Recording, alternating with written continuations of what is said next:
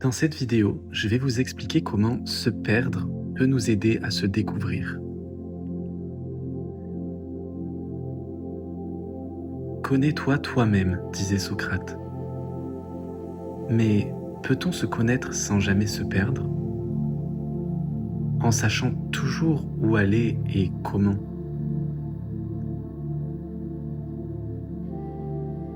Sans jamais se questionner, ni se dépasser? Est-ce que suivre un chemin tout tracé nous permet réellement de nous révéler?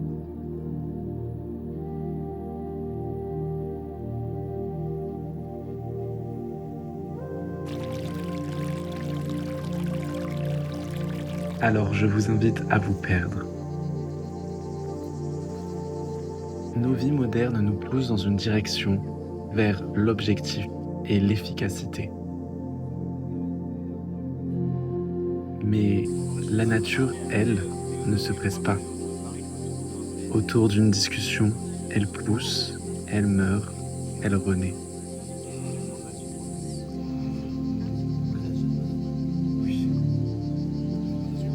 Nietzsche pensait qu'il fallait se perdre volontairement,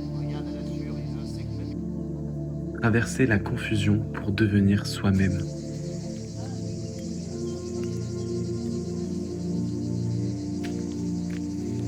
Il faut porter en soi un chaos pour pouvoir enfanter une étoile dansante.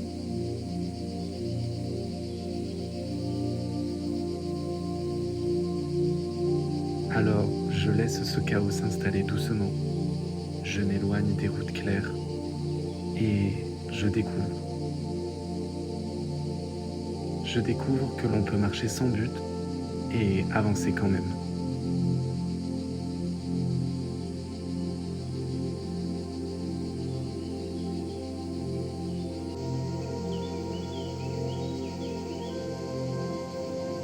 C'est dans les chemins sinueux que l'on apprend à voir,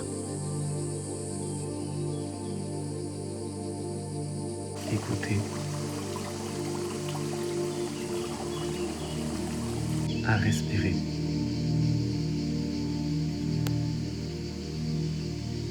Celui qui marche lentement n'est jamais perdu tant qu'il suit la voie, disait Lao Tzu. Et cette voie peut-être ne se trouve pas sur une carte. Elle s'invente à chaque pas, dans l'écoute, dans l'humilité. Ne plus chercher à avancer vers quelque chose, mais avancer avec. Avancer avec ce qui est là, avec moi-même.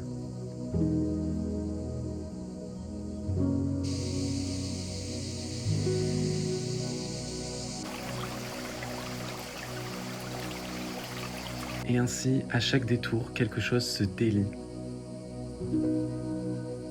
Comme si la forêt aidait à se souvenir, non de qui nous sommes, mais de ce que nous sommes.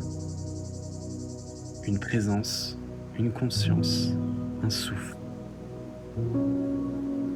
Qui regarde dehors rêve, qui regarde en soi s'éveille, disait Jung. Ici, tout invite à ce retour intérieur. La lenteur devient un guide, le silence un miroir.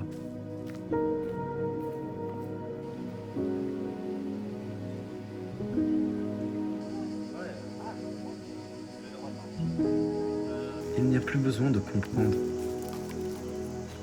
juste le besoin d'être connecté, juste d'être.